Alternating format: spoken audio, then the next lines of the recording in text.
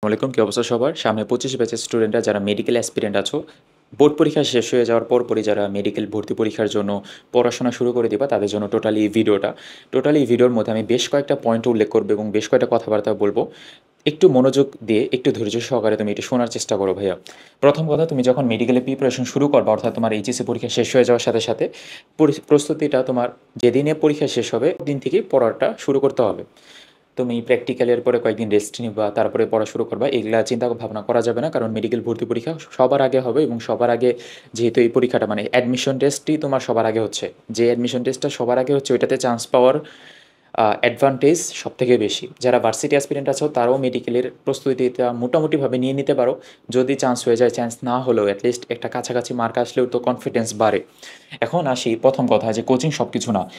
আমি জানি এখানে অনেকে আছো যারা প্রি মেডিকেল মেডিকেল অনেক কোচিংয়ে বা সামনে একটা কোচিংয়ে ভর্তি আছো। কথার কথা আমি ধরে নিই যে তুমি রেটিনাতে ভর্তি আছো। এখন ভাইয়া, তোমার ওই কোচিং ধরে রেখে বসে থাকলে কিছুই হবে না। তুমি যদি ভাবো যে কোচিং তোমাকে সব কিছু করে দেবে, ভাই এটা তুমি আসলে আমার মনে হয় এই কথাগুলো জানো, কিন্তু তারপরেও যদি না জানো, আমি আবার রিপিট করে বলি, এখানে তুমি রেটিনাতে উন্মেষে মেডিকোতে যেখানে মন চায় ওইখানে তুমি ভর্তি থাকো না কেন, কোচিং তোমাকে সব কিছু করে দিবে না। এটা দেখো, আমার ক্ষেত্রেও বলি, আমি যদি তোমাকে সামনে থেকেও পড়াই, আমি তোমাকে পড়ায়ও কিছু খুব একটা কিছু করাই দিতে পারবো না।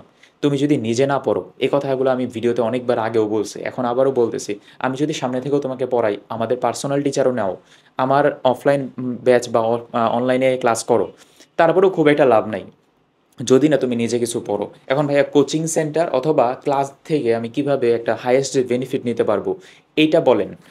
এটা হচ্ছে নিয়মিত পরিমাণে তুমি এক্সাম দিবা। ধরে নাও আমি যে আমার পার্সোনাল ব্যাচে পড়াই, পার্সোনাল ব্যাচে নিয়মিত পরীক্ষা নিই, প্রত্যেক দিনই পরীক্ষা নিই, যেদিন ক্লাস থাকে ওই দিনের আগে একটা পরীক্ষা নিয়ে নিই।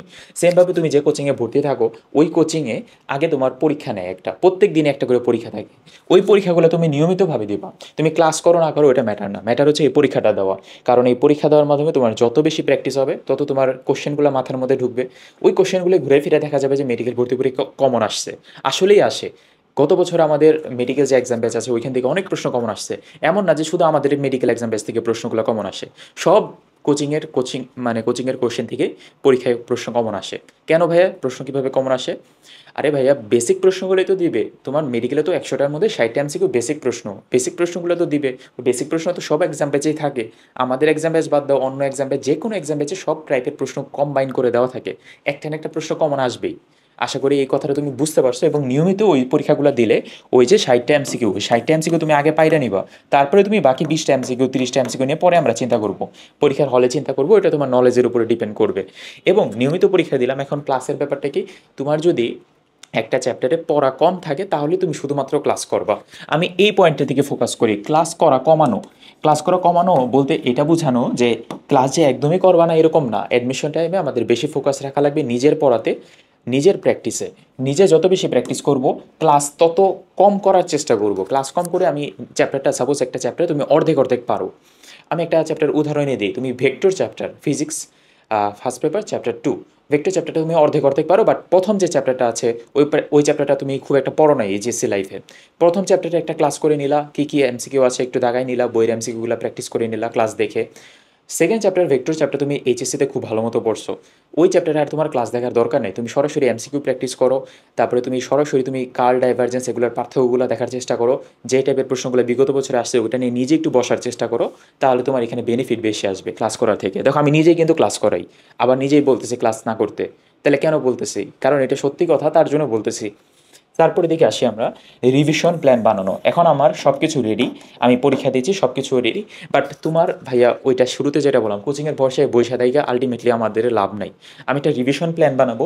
এই রিভিশন প্ল্যানটা আমি তোমাকে একটা মানে দেখাই দিয়েছি যে আমি কীভাবে রিভিশন প্ল্যান বানাইতাম বা কী করতাম।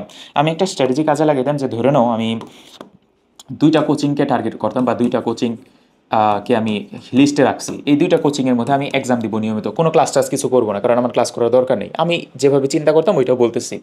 2টা কোচিংয়ে পরীক্ষা হচ্ছে, আচ্ছা ভালো কথা। 2টা কোচিংয়ের পরীক্ষা আমি রিভিশন প্ল্যান এইভাবে বানানোর চেষ্টা করতাম যেন আমার এই অ্যাডমিশনের মধ্যে 3 মাসের সময়ের মধ্যে আমার একটা চ্যাপ্টার মিনিমাম যেন 2বার রিভিশন হয়। মানে ডেইলি এক্সামগুলো যেন মিনিমাম 2বার দিই, পেপার ফাইনাল সাবজেক্ট ফাইনাল ওগুলো হিসাব তো আলাদা। আমি পরীক্ষাগুলো 2টা কোচিংয়ে পরীক্ষা দিচ্ছি, 2টা কোচিংয়ের মধ্যে আমি 2বার করে কিন্তু পরীক্ষা দিতে পারছি। আল্টিমেটলি ২ টা কোচিংয়ে ২ বার করে পরীক্ষা দিতে পারছি। আবার এরকমও হয় যে একটা কোচিংয়ে শুরু হইছে এক জায়গা থেকে, আরেকটা কোচিংয়ে শুরু হইছে অন্য জায়গা থেকে। একটা কোচিংয়ে বোটানি থেকে শুরু হইছে, আরেকটা কোচিংয়ে তোমার ফিজিক্স, কেমিস্ট্রি থেকে শুরু হইছে। এরকমও হয়। সো ওইখানে ২ টা কোচিংয়ে যদি তুমি একসাথে ভর্তি থেকে পরীক্ষাগুলা দাও, তাহলে কিন্তু তোমার এখানে রিভিশন প্ল্যান একটা কাজ মানে ১ম স্টেপই হয়ে গেল। রিভিশন হয়ে গেল ২ বার। তারপরে লাস্টের দিকে model test program. Model test প্রোগ্রামে আসলে ভাইয়া লাস্টের দিকে সময় থাকে না আ খুব একটা পড়াশোনা করার আসলে খুব একটা সময় থাকে না। ওই মডেল টেস্ট প্রোগ্রামে আমাদের মাথায় রাখা লাগবে যে জাস্ট এমসিকিউগুলা প্র্যাকটিস করে যাই এবং এমসিকিউগুলা প্র্যাকটিস করা হয়ে গেলে তারপরে যতটুকু আমি পারি না ততটুকু বই থেকে আবার দেখে রাখি। আবার এমসিকিউ প্র্যাকটিস করে আবার বই দেখে রাখি। রিভিশন প্ল্যান মানেই হচ্ছে এখানে তোমার যত বেশি এমসিকিউ প্র্যাকটিস করা যায় তত তোমার জন্য ভালো। তত তুমি মানে এফিসিয়েন্ট হবা, তত তোমার পরীক্ষার হলে ওই এমসিকিউটা পারার অ্যাবিলিটি তত বাড়তে থাকবে। এখন একটা প্রশ্ন আসতে পারে, ভাইয়া ২ টা কোচিংয়ে ভর্তি থাকার তো এত খরচ করার মতো অ্যাবিলিটি নাই। ২ টা কোচিংয়ে ভর্তি না থাকতে পারো, তুমি একটা তো কোচিংয়ে ভর্তি আসো, আরেকটা কোচিংয়ে ভর্তি না থাকলে তুমি যেকোনো একটা অনলাইন এক্সাম ব্যাচে ভর্তি থাকো। যে আমাদের মেডিকেল এক্সাম ব্যাচ মাত্র হচ্ছে তোমার ৳৪৯৯ এক্সাম ব্যাচ। অফার দিয়ে তোমার ৳২৯৯, ৳৩৯৯ এ আমরা দেই তোমাদের। আর এখানে টোটাল আমি নিজে মনিটর করি। সো তুমি এক্সাম ব্যাচের এটা আসলে কোনো এক্সকিউজ না। তুমি ধরে নাও তুমি কোনো অফলাইন কোচিংয়েও ভর্তি না থাকলেও তারপরেও পোলাপানরা চান্স পায়। অনলাইনে ক্লাস দেখে চান্স পায়, অনলাইনে এক্সাম দিয়ে চান্স পায়। তোমার ২০ সালে করোনার সময় অথবা আমাদের ২১ সালের সময় ম্যাক্সিমাম পরীক্ষাই তো অনলাইনে হইছে। আমরা পরীক্ষা দিয়ে আল্টিমেটলি পাইছি। সো তোমাদেরও ওইরকম এটা আহামরি কোনো ব্যারিয়ার না যে অফলাইনে পরীক্ষা দিতে পারবো না। তোমার যদি ফেসিলিটি থাকে ২ টা কোচিংয়ে ভর্তি থাকার, একটা মেইন কোর্সে ভর্তি থাকো আর একটা এক্সাম ব্যাচে ভর্তি থাকতে পারো। এরকম করা যায়।